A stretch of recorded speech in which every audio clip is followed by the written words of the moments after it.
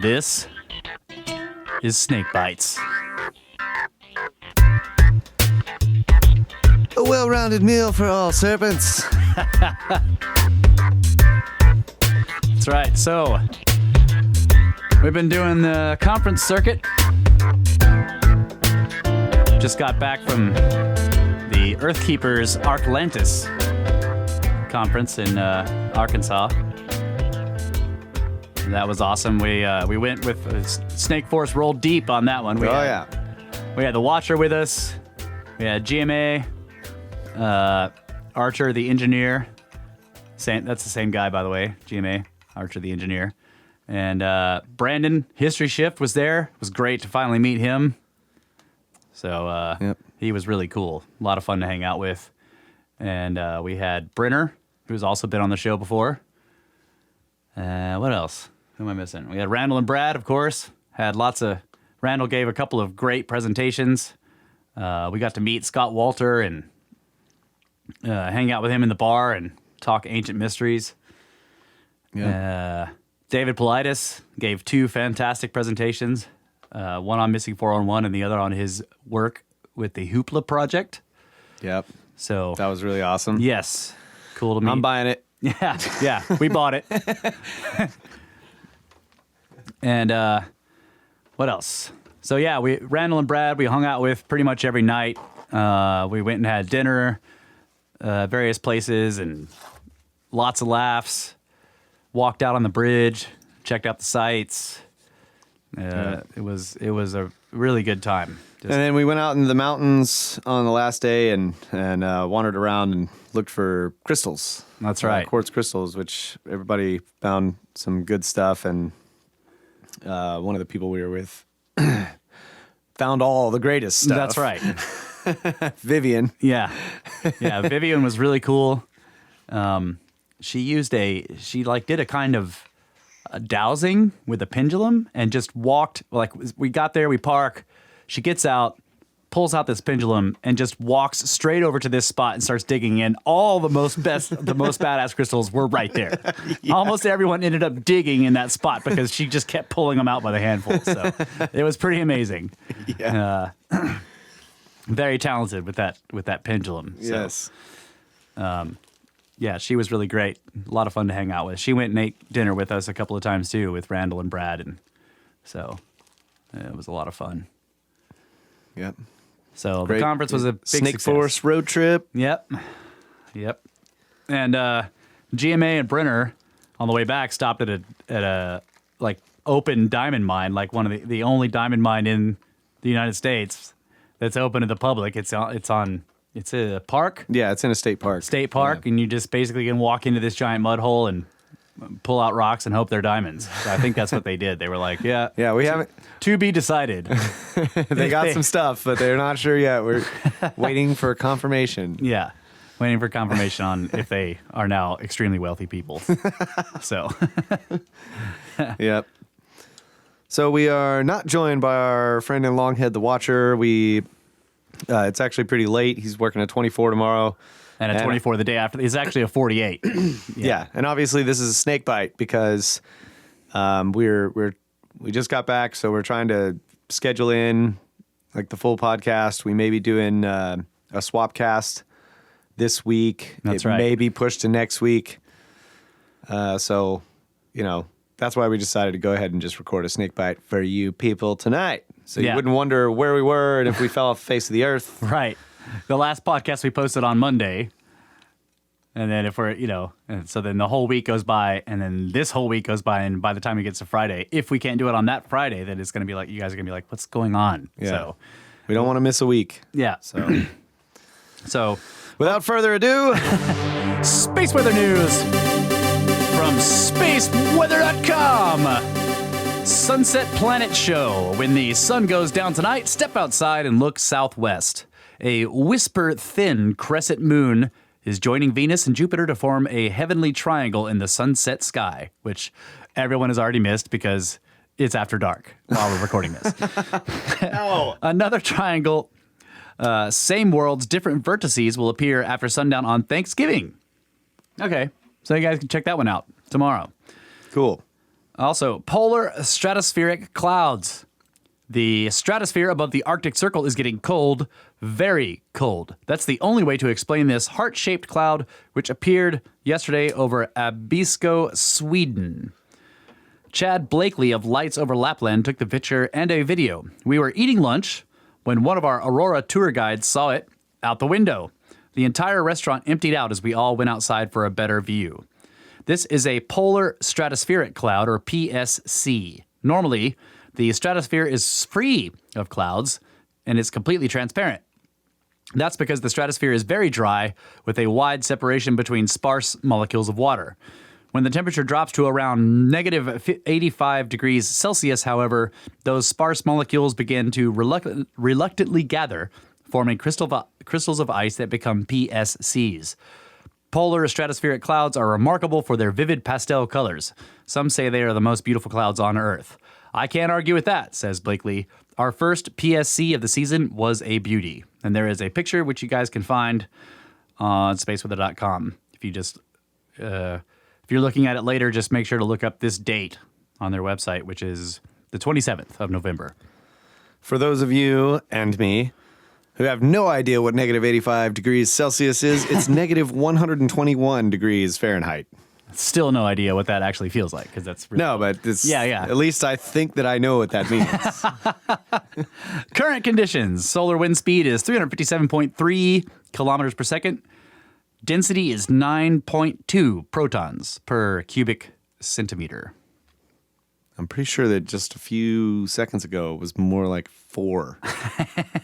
Let's see if I can refresh it and change it. It's oscillating between 4 and 9-ish. Well, yeah, it actually didn't change. Went down to 9. It's headed down to 4. Right. It's on its way back down to 4 from where it was before. Yeah. Yep. Okay. I got this. You got it. Kyle's got this figured out, folks. We're going to get some kind of understanding of how this affects our daily lives eventually. So, should we do some news stories or listener emails? Which one? Yeah, that's fine. I've got one. Let me just throw this one in after space weather news. We've talked a lot about space jeans. Oh, yeah. I'm going to punch you in your space jeans. That's right. So this story is from theatlantic.com. And I'm not really sure how I feel about this story. Okay. I'm going to read it to you guys. An alarming discovery in an astronaut's bloodstream. A study has turned up a side effect of human spaceflight that no one had observed before. Astronauts are more than cosmic travelers. They are also research subjects in the careful study of what exactly outer space does to the human body. On the ground, researchers measure vitals, draw blood, swab cheeks, and more. In orbit around the Earth, the astronauts do the work themselves. That's how they found the blood clot. An astronaut was carrying out an ultrasound on their own body as part of a new study, guided in real time by a specialist on the ground. A similar test before the astronaut launched to space had come back normal, but now the scan showed a clump of blood. We were not expecting this, says Karina Marshall-Gobble, a senior scientist at NASA and the author of the study published earlier this month. This has never been reported before. NASA doctors took over. The astronaut wasn't showing any symptoms stemming from the clot, but was still pulled out of the study and treated with blood-thinning drugs for the rest of their time in orbit. The researchers had discovered a new risk in human spaceflight. The study was designed to study different well-known side effects of space travel. A decade ago, scientists started noticing that astronauts who spent months on the International Space Station came home with swollen optic nerves, slightly flattened eyeballs, and changes in vision. NASA started putting glasses on board the station for astronauts who found that their eyesight had worsened. Scientists have suspected that the cause involves an accumulation of the body's fluids, such as blood and water. Free from the steady tug of gravity, the fluids float towards the head and can increase pressure inside the skull. To investigate this theory, Marshall-Gobble and her team targeted a jugular vein on the left side of the neck, which delivers blood from the head to the heart. The study's astronaut subjects included 9 men and 2 women. The study did not disclose their identities. Before the astronauts launched, researchers measured blood flow in their jugular vein in seated, supine, and tilted positions. The readings looked normal. The researchers had the astronauts repeat the ultrasounds during their mission on the ISS. Scans showed that blood flow in the veins stalled in 5 of the 11 astronauts. Sometimes it was sloshing back and forth a bit, but there was no net forward movement, Marshall Gobble says. Seeing stagnant blood flow in this kind of vein is rare, she says. The condition usually occurs in the legs, such as when people sit down for hours on a plane. The finding was concerning. Stagnant blood, whether it's in the neck or in the legs, can clot. Blood clots can dissolve on their own or with the help of anticoagulants, but the blockages can also cause serious problems such as lung damage. So in 2 astronauts, blood in the vessel actually started moving in the opposite direction from the heart toward the head, which is extremely abnormal for this vein, according to Marshall Gobble. The researchers think the blood switched directions because of a blockage somewhere downstream. The phenomenon has been reported in non-astronauts with tumors or masses that forced blood to find a different path to the heart. It's almost like a detour when you're in a car and you sometimes have to go down the wrong street to get to where you need to go, Marshall Gobble says. Perhaps something similar was happening in the astronauts. Like their bodily fluids, the organs in their torsos had shifted upward and blocked off certain veins. Marshall Gobble says she was rather impressed by this. The body, plunged into an environment unlike anything it had experienced before, found a small way to adapt. The researchers had astronauts spend some time inside a special suit that Russian cosmonauts used to prepare for their return to Earth. The suit, which looks like a pair of puffy pants, uses suction to simulate gravity and draw some fluids back to the lower body. Blood flow improved in some astronauts, but not in others. The researchers attribute the effects they observed to the space environment. All of the astronauts were considered to be in good health before they launched, and when they came home, the conditions vanished in nearly all of them. When the researchers analyzed the data, they found that a second astronaut may have developed a blood clot no one else had seen while they were in orbit, but no one had experienced any health troubles. None of the crew members actually had any negative clinical outcomes, Marshall Gobble says. So it continues for quite a long time, but I don't know. I mean, they're basically stating that this sort of thing also happens on Earth. And it's like, yeah, you tested them once when they were on Earth, and then you sent them up there, and then you're testing them all the time to see how things change. And how do you know that that change wouldn't have happened on Earth? Yeah. As it is in heaven. As above, so below. Well, I have an easy fix, right? Yeah. Find the biggest room in the space station, get the person with the problem right in the middle, straight, and then you need to hold on, one other guy needs to hold onto the wall and grab onto that dude's feet and just spin him as fast as he can and just get him like spinning in the middle of the room, and that'll simulate gravity. Of course, it'll be upwards towards the head as well as downwards towards the feet. It'll vacate the torso. That's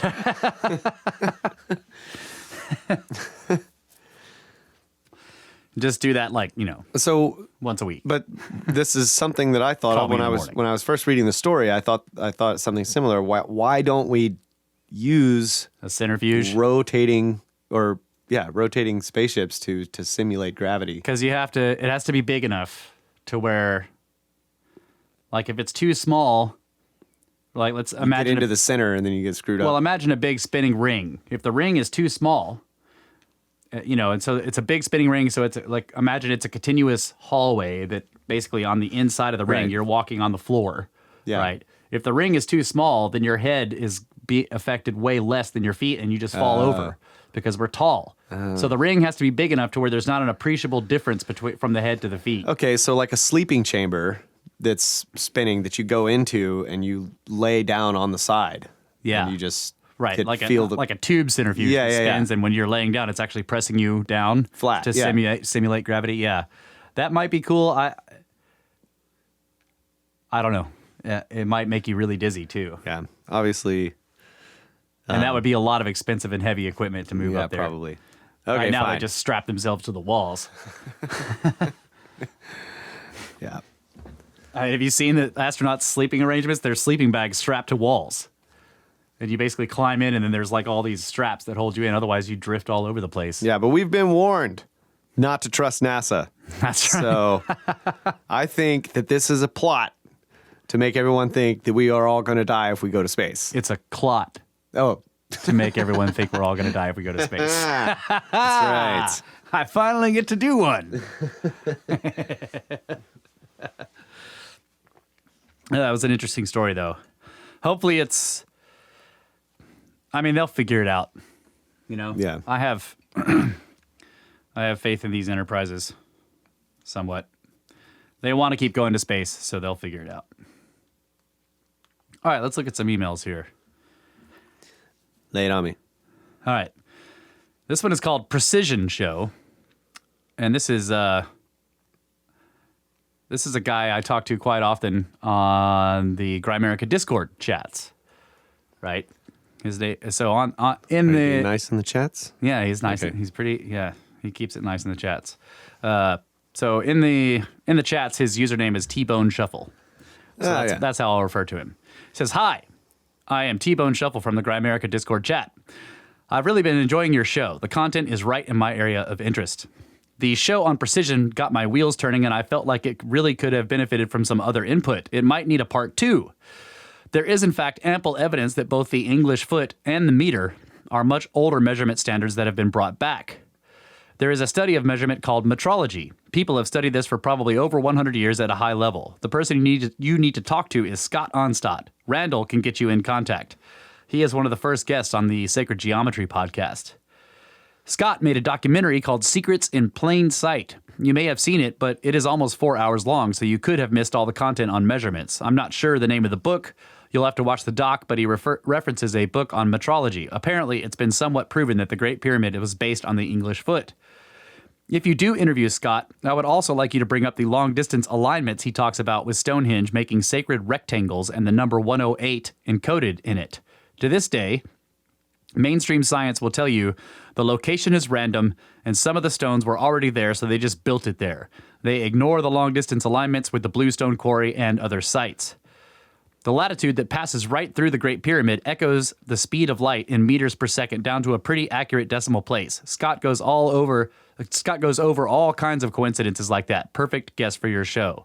And he gives a link here to the channel. So, T-Bone, yes, we have watched that documentary. I have watched the whole thing multiple times. It is fascinating. I'd love to get Scott on the show, and you're right. I didn't think that Randall could get me in touch with him because I would love to have him on the show. And, so what GMA was doing on that show with Precision was giving us the basics of the history. And I agree. Like, when he was saying some of the stuff at the beginning, I was thinking, well, I think this is older than that. But I think he knows that, too. Yeah. He was just giving us the standard, attributions for this. Or right. Whatever. And he ends up saying that the inch is based on the meter. But I agree with you. That's a modern thing. It's more likely that the inch and the foot are based on geography, just like the meter was originally. So, yeah, well, and also GMA has been wondering, like, well, what am I going to do next? And really, when we were getting ready to do the show, and I think even during that show, he was mentioning like that there were so many different rabbit holes that he encountered on the way down this one rabbit hole that he could have gone and spent a lot of time on any one of those. So I think that would be great to just continue, if GMA is down. Yeah. Are you down? But yeah, I think it would be good to do a sequel to it and do some deep dives on some of the other rabbit holes. Yeah. Where is the rabbit hole? What, behind the rabbit? It is the rabbit. Yes. Got to use it. Yes. Okay. Let's see. This is from SCP. Is this the Secure, Contain, Protect organization? Dang. They're after us. All right. He says, Snake Bros. Perhaps you would find this interesting. A team has found 143 more Nazca lines. They even used AI to find one, too. And he gives a link here from Science Alert. He says, I came across this on Brian Forrester's YouTube channel, which is very cool, and that he often goes directly to pyramids and many other places and provides video. It puts a face to the names of many of the places you guys talk about. Love the podcast, Sean. Okay. Sean. Good. Are you Are you with the SCP guys? But hey, thanks for the link, man. And yeah, I did see stories on the Nazca lines and that some of them were LiDAR. They're very difficult to see in some cases, very faint, but LiDAR was able to see them. So yeah, thanks for that, buddy. Really appreciate it.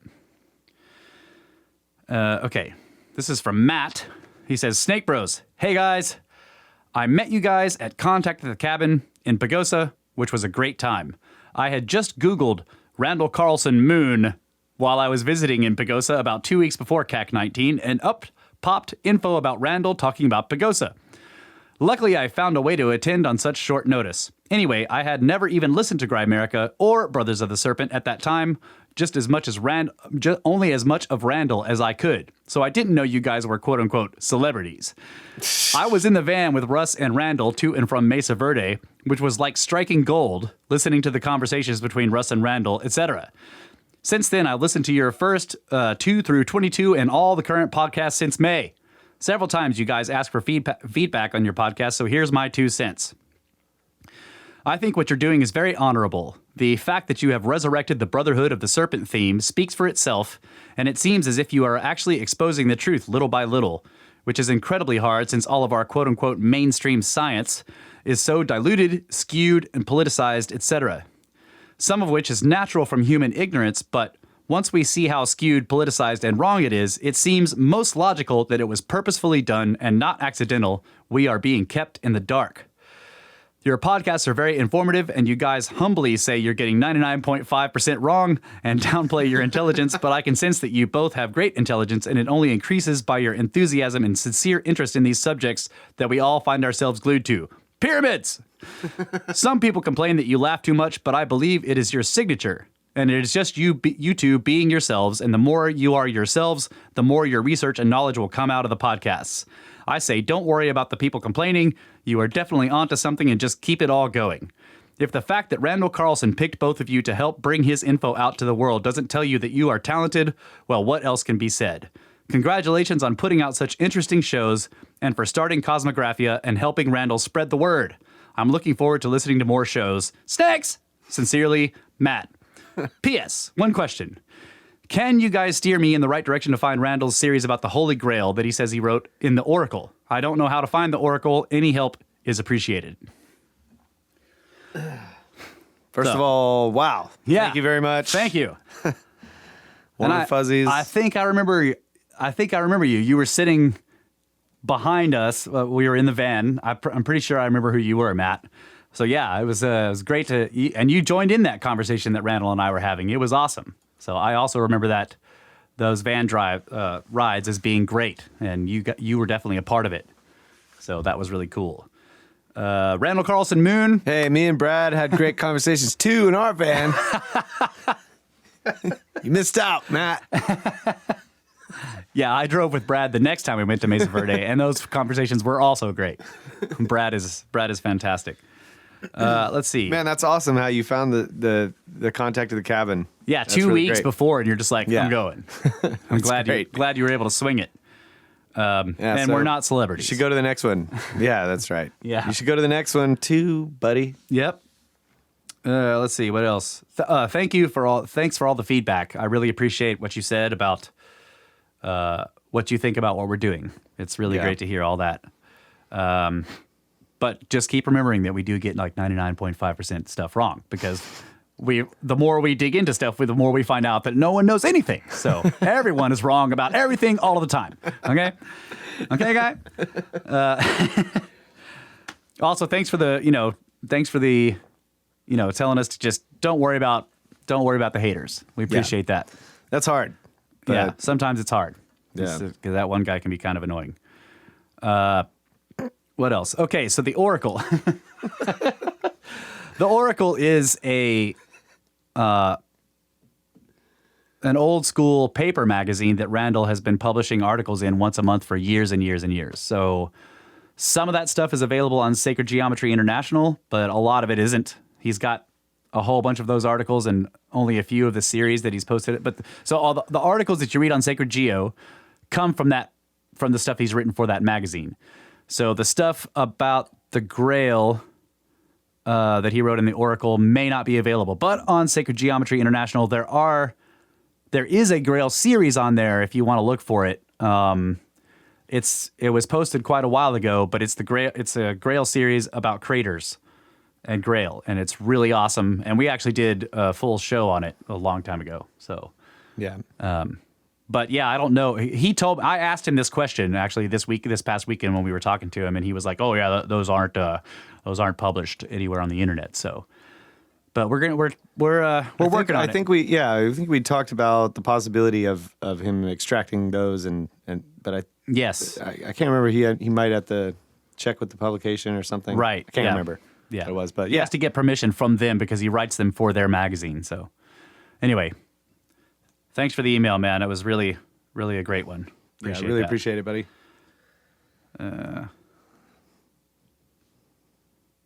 Frank, on the website from Serpent in the Sky Part 2, episode 123, says, "You bros rock like it was meant to be. You guys cover just about everything that I think everyone should learn and know about, and on top of that, the entire show emanates an awesome kinship atmosphere. Makes one feel like this is the right spot to set up camp. Awesome show, Snake Bros. Peace, Frank." Frank! Thanks, buddy. Thank you. Set up camp. The Snake Force. Okay, so this is from Birch again. He says, "Hey guys, episode 1 of Serpent in the Sky. It's sacred geometry. Awareness is first, the void. Then there is 2, which suddenly creates 3 because awareness, looking at itself, creates a location in space. That is the 3, location. The Big Bang happens at that instant. Starting with the point, it becomes a circle. Self-observation forms the Vesicus, what is it called? Vesica Pisces? Yeah, Vesica Pisces. The seed of life is created from that, then the flower of life, and then all of the Platonic solids. A bit later in time, all of the elements follow the Platonic solids in form. Big effing bang. A self-repeating pattern with scale invariance. Randall will have nothing to say about this. Ha ha. More to follow. Hope that's okay. This is the core shit, and I need someone to talk to about it. Best, B." Birch. Yeah. That's good. Digging the philosophy. I like it. I like it. Good take on the philosophy there. So I was fumbling around with the sacred geometry stuff with my compass and my straight edge. My compass and my straight edge. I also have my own, but yours is better. So we've been talking amongst the band about, we're going to be using some graphics of that nature on the new album. And so we're drawing up these things, and we got into a conversation about how there's just this weird aspect about the sacred geometry that you begin with a one-dimensional, a line or whatever, your straight line, and then as you expand off of that, you get 2 dimensions, right? It's representing 2 dimensions, and then you keep doing this process of connecting, intersecting lines to other things or whatever, and then eventually out pops a 3-dimensional looking object, right? It's representing really cool. the 3 dimensions as you continue to go along. So the idea was that this is a window into reality, a way for us to understand how reality comes about. And I think that's what he's talking about there, is that that what we're doing on paper is almost like it's representing what's actually happening, but it's showing you that as you continue to do this, it grows in dimensions. So from the 3rd dimension, it will eventually go to the 4th, time, whatever, however you wanted to describe all these various dimensions and their attributes. This continues on and on through multiple dimensions. Yeah. Just starting with, the lowest. Yeah. So I just thought that was really cool. Yeah, that is cool. And I think what he's also talking about is the whole 1 becomes 2 becomes 3, that philosophy stuff that was in. No, yeah. I agree with that, but he's saying sacred He's geometry. talking about sacred geometry. Yeah, and shapes. there's absolutely a correlation there, is what I'm saying. I totally agree with that, and I think that was a great point. Yes. Haha. No pun intended there. But so this weekend we were having a conversation with Randall again about, or maybe this was during his presentation, I can't remember. But he was talking about the temple. And of course, temple is this word, temple, tempo, temporal. It's a time-based, thing. So it's sacred geometry, but in the form of a temple, it takes time to view the whole thing. You cannot take in the entire three-dimensional form of a temple or any structure all at once. All at once. You have to move through it. That's right. So that's really cool. It's just I don't know. Anyway, that is cool. Cool stuff. Cool stuff, Birch. Hit the nail on the head again, as always, buddy. Thanks. All right. So this is a comment on the website again from episode 123, Serpent in the Sky Part 2. And this is Ryan talking to Birch. Sup, dude? So he is responding to Birch's email that we read on that episode called Speechless, which was another fantastic email from Birch. So Ryan says, yes, Snake Bro Birch. Dude, you hit it out of the park with your words. I feel you, man. Heaven down to earth is a beautifully poetic way to describe the pure creative process which the bros share with us. Inspiration from the ancients being transferred to us by the bros, causing like-minded snakes to then be inspired and creative. Rock on, Birch and bros. Man, you guys are awesome. Yeah. Stop talking to each other through us.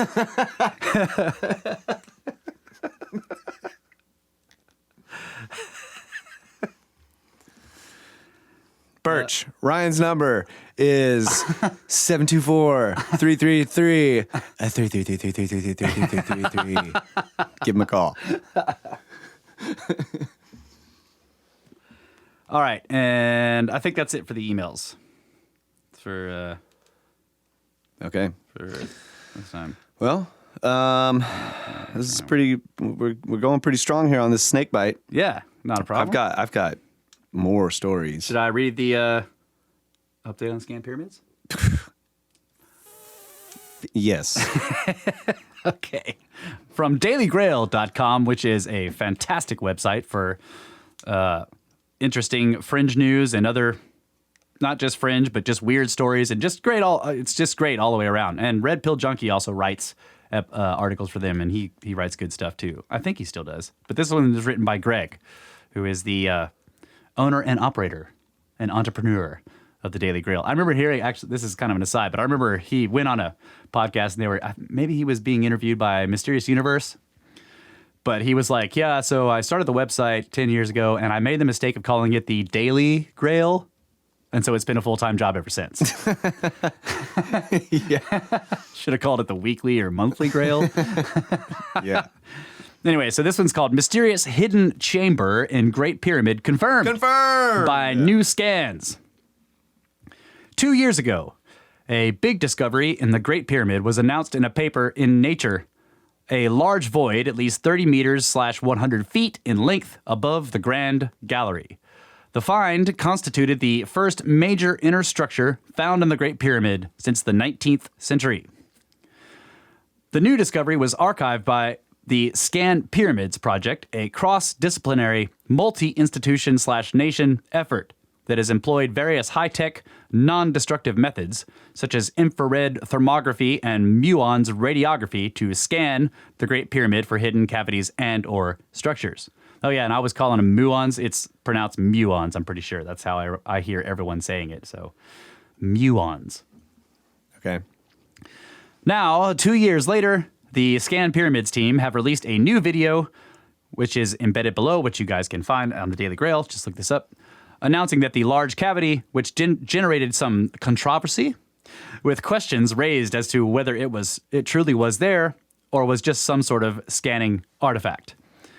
It has been confirmed by more scans taken from new points within the pyramid, including the so-called relieving chambers that sit above the king's chamber. So he quotes here, "The big void was again observed from these new measuring points, confirming and refining the results published in 2017. The cavity is just above the Grand Gallery, between 10 and 15 meters above it. Its minimum length, estimated initially at 30 meters, has been re-evaluated to 40 meters minimum, probably in one single section. However, the mission scientists continue to debate about a slope. So they're not sure if it's sloped like the Grand Gallery or if it's got a flat floor. Like a hallway. Yeah. The video also discusses other aspects of the project, including the other cavity found behind the entrance to the Great Pyramid, which is right behind the big lintel stones. Yep. Yeah. as well as the lack of anomalies between the top of the relieving chambers and the peak of the pyramid. And then he's got a link to the video there. So I watched the video. It's like, I don't know, 6 minutes long. Fascinating. A lot of graphics showing you where things are. Yeah. So it's almost like so when you go into the entrance, the main entrance, and it starts to the descending passage, but then there's that secret passage that goes up. Ascending passage, yeah. Ascending passage that goes to ultimately the Grand Gallery, the King's Chamber, all that. The Queen's Chamber and everything, yeah. Yeah, so there's something possibly before that's above. Yeah, it's actually the entrance, the secondary entrance hallway looks like it's coming in right behind those gigantic. Those may actually be some kind of hidden door. Man. And it's interesting because those have the only quote unquote carved feature in the entire pyramid, which is that strange gear shaped looking, or maybe two buildings, one taller than the other. Like if you look closely at pictures of it, you see this. They call it the chevron stones. They're like an inverted chevron, so a pyramid shape. And then right below them in the alcove that's underneath them, you can see this one short block and then one taller one carved in. And that's the only known symbolic anything anywhere in the pyramid. Yes. Right? So one small chamber, one big chamber. Right. One small entrance, one big entrance. Right. So the other interesting thing in that is that they showed in the video, they show where all the plates were being put. So they actually, in this second attempt to scan, they put plates all along the sides of the Grand Gallery, and one of their big telescoping ones aimed straight upwards. And then on the outside of the pyramid, they put another one out there and aimed it right at the area where the thing is. And plus they had ones down all the way down in the bottom. Yeah. So awesome. Yeah. Really cool stuff. Oh, man. That thing has so much more to reveal. Yeah. For sure. So I'm still waiting to see because this is another, they went around all the authorities to release this information. I'm waiting to see if the Egyptians are like, what are you doing? Or not the Egyptians, but the... Antiquities Department. Yeah. Yeah. Day of the Grail. He's already got one, you see? Yes. Got to use them both. Got to use them both. All right. I'm done with my stories. Man, it's hard to follow that one. Nah. I got two more. Ancient Origins. Ancient-origins.net. This is from the 1st of November. By Ashley Cowie? I don't know. Cowie? Yeah. 11,300-year-old mini Gobekli Tepe unearthed in Turkey. Archaeologists have unearthed a Neolithic-era temple with 3 almost intact stelae similar in form to the famous and controversial Gobekli Tepe. The ancient temple was unearthed in the Ilisu neighborhood of Dargasit in southeastern Turkey's Mardin province, and archaeologists estimate that it was built 11,300 years. Archaeologists estimate that it was built 11,300 years old. Huh. Interesting. Dr. Igul Kodas of the Mardin Artuklu University's Archaeological Department Good job. is the scientific counselor to the excavations at the Bonkuklu Tarla, which means beaded field, site, which is the earliest known human settlement in the city. He told press that this ancient spiritual center was active in the same era as the famous Gobekli Tepe, which is considered the birthplace of early civilization and the oldest temple on Earth. So, earliest known settlement at the mini Gobekli Tepe. Dr. Kodas and his team of archaeologists discovered that the 11,000-year-old temple walls were made of rubble and held in place with a hardened clay base, but they haven't yet reached the base of the structure. It is estimated that it might take at least a month to reach into the sacred building's foundations. According to a report in the Daily Sabah, within the excavation site, the archaeologists found 4 stone stelae, 3 of which were described as being very well preserved, but no figurative inscriptions were found on any of the 4 stelae. Huh. That's Here's weird. a picture of it, what they've got excavated thus far. This 861 square foot temple shares certain features with Gobekli Tepe, and a Hurriyet report says intense work has been carried out in a large area which also includes the site known as Gobekli Tepe, the earliest known human settlement in Mardin, which was discovered in 2008 during a field survey. So, ancient finds in the beaded field. Erdogan said that it was the Aceramic Neolithic period. Am I saying that right? Aceramic Neolithic period. That was the Aceramic is what I thought. Aceramic. Oh, okay. Aceramic. Yeah, that's it. Aceramic Neolithic period that the first sedentary society emerged, and that artifacts from this phase have been found in only a handful of places in Anatolia with stone or bone tools and weapons, ornamental items, and the first resident villages.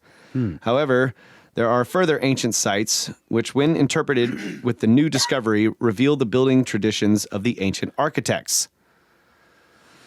You know, this. So basically what he's saying, I think, is that before this discovery, like, they had these other ancient sites that weren't quite as old as Gobekli Tepe, and now they've found this place, and they're realizing this is way older, and these other sites are showing building styles like this one. So it carried on, in other words, is what I think he's saying. A 2017 Daily Sabah article says archaeological excavations conducted by Mardin Museum director Nihat Erdogan and his team at the Gobekli Tepe settlement uncovered the buildings, cultures, social lives, and burial traditions of the people who lived in northern Mesopotamia during the Aceramic Neolithic period between 10,000 BC to 7,000 BC. And just like this new discovery, their buildings had rubble stone walls with foundations hardened by clay. So now they have basically a precursor site to these other previously known settlements. Okay. That it dates back to the time of Gobekli Tepe. Yeah. Okay. And they're like, oh, this was just a one-off temple of a bunch of hunter-gatherers that, you know, they didn't live here right in Gobekli Tepe. So I don't know. So are they saying that this one's older than Gobekli Tepe? They were like saying it's a precursor site to that? No. Okay. All right. No, 11,300 years okay. old. Let me see. Yes, 11,300 year old. Okay. Mini Gobekli Tepe. The point I'm trying to make is that they had discovered stuff that was from 10,000 to 7,000 BC. Right. Right. So So this is showing that the people who built Gobekli Tepe, at least it's in the time frame there, they were already building villages and towns and right. Yeah. So they were not hunter-gatherers running around in bufflands. That's what I think they're saying here. Okay. So Gobekli Tepe, crown of the ancient world. While the discovery of this new temple adds volumes to our understanding of the religious and spiritual traditions of our forebears, it falls short of the mystique contained within Gobekli Tepe, the most ancient temple structure ever discovered. The ancient site in southeastern Turkey is changing the way archaeologists think about the origins of human civilization, and within its circular structure of elaborately carved T-shaped pillars dating to over 12,000 years ago, it is not only older than the invention of pottery, but it was built before agriculture was even conceived. So they say. Yeah. Yeah. According to National Geographic, the early dates associated with Gobekli Tepe have upended the idea that agriculture led to civilization, because scholars had long thought hunter-gatherers had settled and began growing crops providing food surplus, making it possible for complex societies to emerge, but no evidence of a permanent agricultural settlement at Gobekli Tepe has ever been discovered. This leads many scientists to settle on the idea that because the temple is situated on the top of a hill commanding views southwards over the plains, it was a regional gathering place. A cathedral of deep history. Jens Notroff, a German archaeological institute archaeologist who worked at Gobekli Tepe, says, back then, 12,000 years ago, people would have to meet regularly to keep the gene pool fresh and to exchange information. Yeah. Now, with smaller versions of the pillars, symbols, and architecture of Gobekli Tepe being found, does this mean Gobekli Tepe was similar in function to Ness of Brodgar on Orkney, a vast Neolithic cathedral serving regional churches or temples? Forgetting Ness of Brodgar was built around 3000 BC, while Gobekli Tepe was active before 12,000 BC. Both buildings were early spiritual landmarks, spiritual sentinels and organized spaces in wild and unpredictable landscapes. Maybe the most successful hunter-gatherer groups met at Gobekli Tepe on key dates through the year, with each one having its own local monumental structure for feasts and to display the first excesses resources, wealth. So I don't know. That was a quote from Jess. What's his name? It's not a quote. Oh, It's just kind of strangely written, but what's that guy's name? Jess, the archaeologist. Notrof. Yeah. Notrof. Yeah. Notrof. Pretty sure I follow that guy on Twitter. He posts some pretty interesting stuff. But do not ask him about aliens. I have found this out. Not by asking him, but by seeing stuff. So they're talking about the mini Gobekli Tepe was used as a meeting place or something like that. Okay. But that's what I'm saying. What I got from the story was that they're finding, because they're saying this site that they found with the hardened clay bottom is 11,300 years old, right? Yeah. They have found other stuff that dates from 10,000 to 7,000 BC. Yep. Like that Jericho. That has similar. I mean, 10,000 BC is 12,000 years old.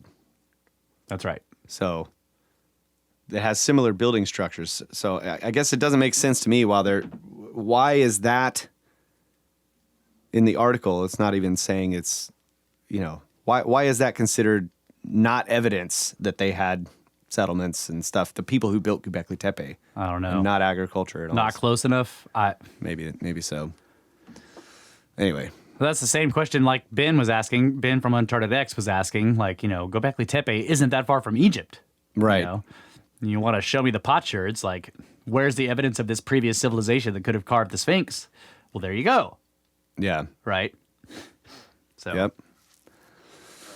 All right, so I got one more. You want to hear it? Sure. Ancient Code. Ancient-code.com. Oh. So, got to put the dash in there. This is by Corbin Black. Have the tools used to build ancient monuments been staring us in the face all along? One main reason why we remain fascinated by ancient structures today is the mystery of how often massive stones were cut and fitted together with inexplicable precision. Using your own eyes, a definite flaw in the mainstream narrative becomes glaringly apparent. Traditional explanations suggest that ordinary primitive tools combined with extraordinary feats of human exertion made it all possible. There is no good explanation for why building techniques and designs share so many similarities across the planet as the big picture emerges. Apart from the mystery of construction, there is another missing link. What happened to the tools? Also, why don't we see recorded information explaining these astounding construction methods? Were these methods purposefully kept a secret, or have the answers been staring us in the face all along? Is the reason we haven't found clear evidence of tools because one of the tools is ephemeral sound and vibrations? And is another reason because we have misunderstood the tools used? The sailing stones of Egypt. One ancient account from an ancient Arab historian and geographer suggests that the Egyptians used sound to transport huge blocks of stone. Known as the Herodotus of the Arabs, he recorded a centuries-old legend by 1947 AD. According to Mysterious Universe, the legend goes like this, quote, "When building the pyramids, their creators carefully positioned what was described as magical papyrus underneath the edges of the mighty stones that were to be used in the construction process. Then, one by one, the stones were struck by what was curiously and rather enigmatically described only as a rod of metal. Lo and behold, the stones then slowly began to rise into the air, and, like dutiful soldiers, unquestioningly following orders, proceeded in slow, methodical, single-file fashion, a number of feet above a paved pathway surrounded on both sides by similar mysterious metal rods." The Was Scepter. Yes, I was going to say, are they going to say it's the Was or whatever? Was Scepter. We've all seen Egyptian deities like Anubis standing with a strange rod in his hand, like the picture above. And yeah, so he has a picture there. Yeah, and it's got like tuning fork ends and stuff or on the bottom. Yep, it's got a forked end on the bottom, a T, a sort of bent T. Serpent head at the top. On the top, yeah. And he's holding the Ankh in the other hand. Okay, so However, not many people know what that object is. It's called a waz scepter, a staff with a forked base and topped with a pronged, head-shaped like a stylized canine or another animal. The rod is thin and perfectly straight and associated with other mysterious objects like the ankh and the jed. Were they merely symbolic, or could they have been tools of some kind? Yeah. So he's got some other pictures of the jed carvings and whatnot. According to Ancient History Encyclopedia, these objects are symbols representing royal power and dominion. Quote, the three most important symbols often appearing in all manner of Egyptian artwork from amulets to architecture were the ankh, the jed, and the waz scepter. These were frequently combined in inscriptions and often appear on sarcophagi together in a group of or separately. In the case of each of these, the form represents the eternal value of the concept. The ankh represented life, the jed stability, the waz power. So the writer says, in some depictions, waz scepters are seen upholding the roof of a shrine as Horus looks on. Similarly, the jed is seen on temple lintels appearing to hold up the sky in the complex at Djoser in Saqqara. Or is it Djoser? Djoser, I think is right, yeah. A video from Ancient Architects explores this idea, showing examples of tuning forks used by the Egyptians. Excuse me. Narrator Matthew Simpson from the UK raises some fascinating ideas about how the Egyptians may have used objects like the waz scepter and tuning forks to cut through the hardest stones using the power of sound and vibrations. See video below. I didn't watch the video like Russ does. I haven't done my research. A depiction of tuning forks is seen on a statue of Isis and Anubis, each holding a rod. Between the deities, a carving shows two tuning forks that seem to be connected by wires. Beneath the forks, a rounded object with four prongs is centered, and it almost appears like an arrow points upward. So he's showing right there. That's a pretty good description of what it is. Oh, yeah. In the video, Simpson brings up an interesting but unverified email on the website keelynet.com from 1997. The email suggests that Egyptologists have found ancient tuning forks and may have labeled them anomalous when they couldn't imagine what their purpose was. And then he quotes, some years ago, an American friend picked the lock of a door leading to an Egyptian museum storeroom measuring approximately 8 feet by 10 feet. Inside, she found hundreds of what she described as tuning forks. These ranged in size from approximately 8 inches to approximately 8 or 9 feet overall length and resembled catapults, but with a taut wire stretched between the tines of the fork. Oh, I'm sorry, that was with a taut wire stretched between the tines of the fork. She insists, incidentally, that these were definitely not non-ferrous, but steel. These objects resembled a letter U with a handle, a bit like a pitchfork, and when the wire was plucked, they vibrated for a prolonged period. Non-ferrous being not made of iron. So she's Right. like, these are not non-ferrous, they're steel. Right. It occurs to me to wonder if these devices might have had hardened tool bits attached to the bottoms of their handles, and if they might have been used for cutting or engraving stone once they had been set vibrating. That's Wow. genius. Yeah, that's really cool. If a fixed jewel point. Yeah, so it's like you've got this three-pronged thing, really. It's got what would be a handle, and then you have the two prongs that are the tuning fork prongs with these wires between them, and then you pluck the wires, and it creates a sustained vibration on the handle side. Yeah. And you use that to engrave. I'm going to have to try that with a real tuning fork. Yeah. Because what I thought was... What do you mean a real tuning fork? I'm sorry. I shouldn't have said it that way. With a modern tuning fork. Because without strings attached, if you strike a tuning fork, the handle barely vibrates. Right. It's the two forks, right, that are vibrating, and they're vibrating opposite each other. Opposite each other. Yeah. So that it actually evens out the oscillation. So it's not trying to, Yes. it's not moving the handle.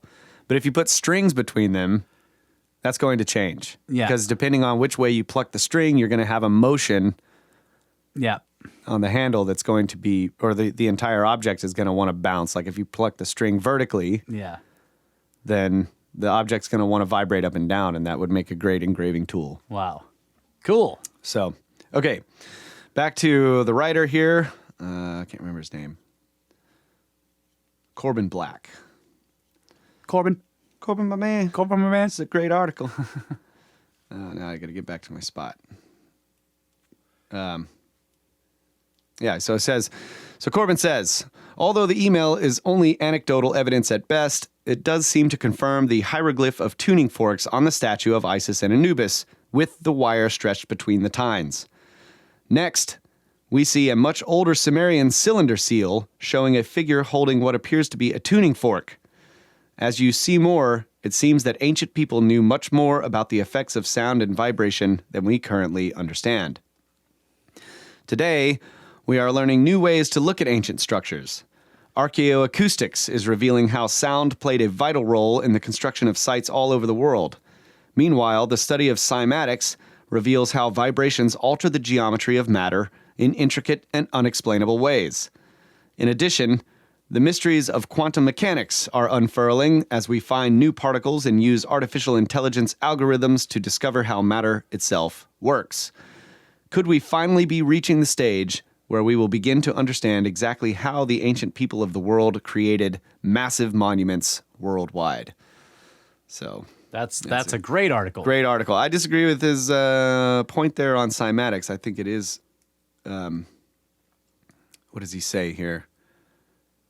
It reveals how vibrations alter geometry of matter in intricate and unexplainable ways. Maybe it has. I don't think it's unexplainable. But, Okay. but perhaps it is. Perhaps I don't actually know enough yet to know Yeah. that it's not explained. Maybe it's surprising, but not necessarily unexplainable. But Yeah. So yeah, that was a fantastic article, and then I have a That's follow-up. ancient-code.com. Yeah. Oh, you got a follow-up? Yeah, I got a follow-up. Oh. I forgot about this one. Hold on a second. This is a long snake bite. We're almost up in an hour. Yeah, I know. Do a full show. Longest snake bite in the world. Let's see.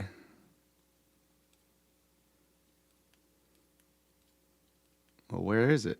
Well, maybe you can save it for the next episode. Yeah, I can do that. Here it is. I found it. Oh, I don't have to read the whole thing. stay tuned, folks. I'm not going to read the whole article. I'm just going to. This one was sent to me, sent to all of us in the Snake Force by GMA. Oh, okay. From futurism.com. Physicists successfully levitate a large object with sound waves. This large object is styrofoam. I just want to let you guys know that. But basically, what they did up to this point, there's been a lot of experiments levitating objects with sound waves, and there's plenty of videos of people doing it online.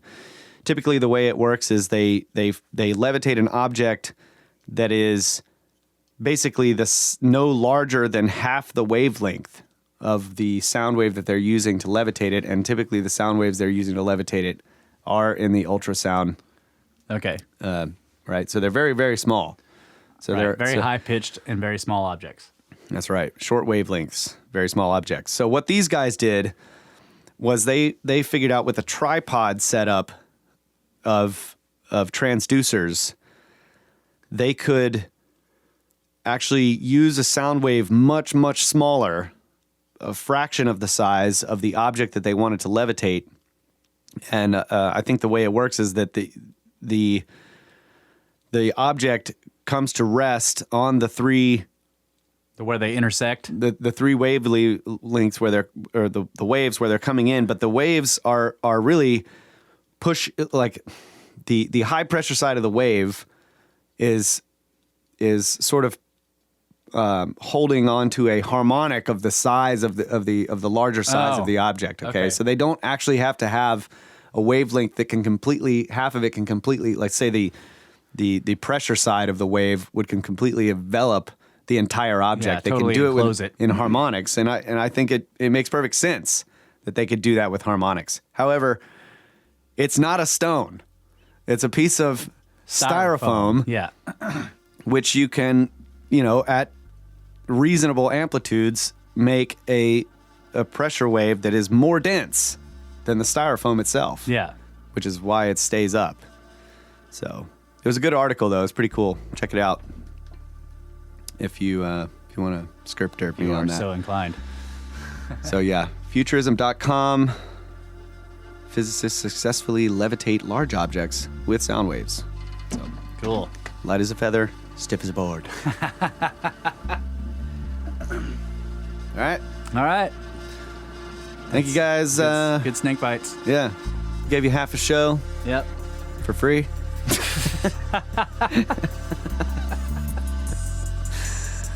Yep. So hopefully we'll have a full show later on this week. If not, there will definitely be one next week.